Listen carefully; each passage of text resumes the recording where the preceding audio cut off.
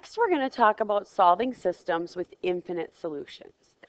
So if I'm given a system like the one here, and I would like to solve this by hand, we're going to do it the same way that we always have. We're deciding if we would like to get rid of the x's or the y's first. In this case, I'm going to choose to get rid of the y's this time.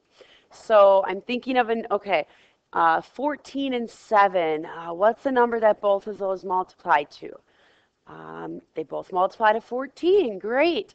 So how could I change that 7 to get it to be a 14? Well, I could multiply it by 2. But remember, we need to multiply everything in that whole equation by 2 if I would like to change anything. I have to change everything. So, and I would really like my y's to add up to 0. That's my goal, is to get completely rid of the y's. So what happens here, if I multiply by 2, I would get a negative 14, and I have a positive 14 on the bottom one, so that's exactly what I wanted. So I'm ready to multiply. So my new equation would look like 6x minus 14y equals 2. And my bottom equation did not change at all, so I'm going to call that one negative 6x plus 14y equals negative 2.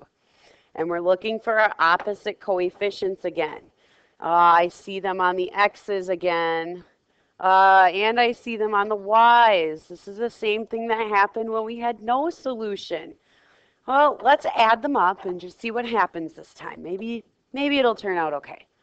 Well, I get 0x plus 0y equals negative 2, and positive 2 plus a negative 2, that is 0. So 0x, 0 times x is 0, 0 times y is 0, equals 0. So 0 equals 0. Well, that's interesting. It's sort of what happened with no solutions, but this time it's true. 0 does equal 0 all the time. It always works. So when we solve a system and we get something kind of goofy like this, like 0 equals 0, well, that just means that we have infinite solutions, okay? Many, many, many solutions. Every single answer, every single x, and every single y that I would choose would work in both equations, okay? So let's take a look at what this looks like in slope-intercept form. And if you forgot, slope-intercept form, that just means get y by itself. So I'm going to get the y by itself in both of these equations here. I'm going to take the top one. I'm going to move him over here. So I have 3x minus 7y equals 1. And I would really like to get that y by itself. So I would like to move the 3x over to the other side. Since it's positive right now, I can subtract 3x from both sides. That leaves me with a negative 7y. Don't forget to bring down your sign. Equals 1 minus 3x. And now I need to divide everything by negative 7. So I'm going to leave everything in fraction form. Y equals negative 1 over 7. A negative 3 divided by a negative 7 is a positive 3 over 7x. And now the y is by itself in that one. Now I need to get the y by itself in the bottom one here. I think I'm going to use blue this time. So copy down our equation that we start with. And now I'd like to get the x by itself. So I need to move that 6x over to the other side. It's a negative 6x right now. So I add 6x to both sides this time.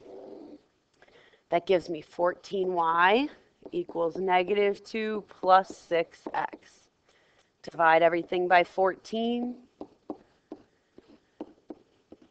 And now I get y equals negative 2 over 14. I'll leave it in fraction form. Plus 6 over 14x.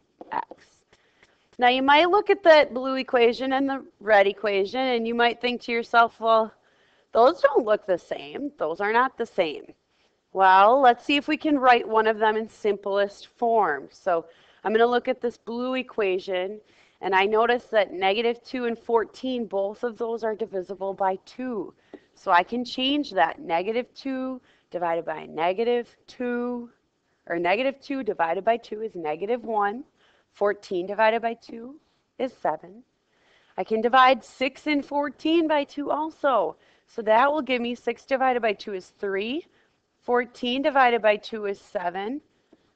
Add on my x. Now my blue and my red equation look the same. Actually, they look exactly the same. You might notice that my rate of changes are the same, the exact same. And you might notice that the starts are the exact same. So if you're looking at this, what we essentially have are two of the same equation. This is just the same equation that's been written two different ways. It's the exact same equation if I break it down though. What does that look like on a graph?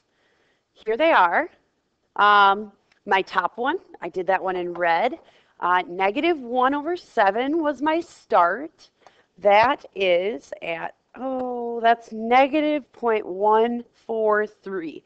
Yikes, I'm just going to put it right, really close to 0. And then I need to go up 3/7. So up 3/7. Over 7. And put my dot. And then I'll put my line on here. And I think I would like my line to be red this time. All right, there's that one. All right, and now remember that bottom equation, we did that one in blue. And we simplified it so that it was y equals -1/7, because I divided -2 and 14 by 2, and plus 3/7x. So again, my start is -1/7, which is right there, just below 0.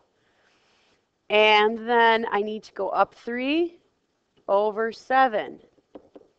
And draw my line. I'm going to use blue this time for my line. So here it comes. Oh, I better move it just a little bit. I'm off by just a tiny bit. What do we notice about our red and our blue line this time? Well, you might notice that they lay right on top of each other. They're the same line. Okay, remember, those two equations were the same equation. So they were the same line. So if I have infinite solutions, that means that they must be the exact same line. So infinite solutions on a graph, the two lines are right on top of each other. You only see one line probably in your homework. Remember, if we solve it and we put it in slope-intercept form, we'll see that our starts and our starts are the same, and we see that our rates of change are the same. Okay, so that we get the exact same equation when we write it in slope-intercept form and we reduce all of those fractions. And then finally, if I solve it by hand, I get something, an answer that actually makes sense. I mean, I don't know what x and y are, but this just means, it just means that any x and y will work. Okay, any x and y will work in these. So remember, 0 does equal 0. That's okay, nothing to get panicked about. But that just tells us that any x and any y will work in these two, in this system here. Those are our infinite solutions.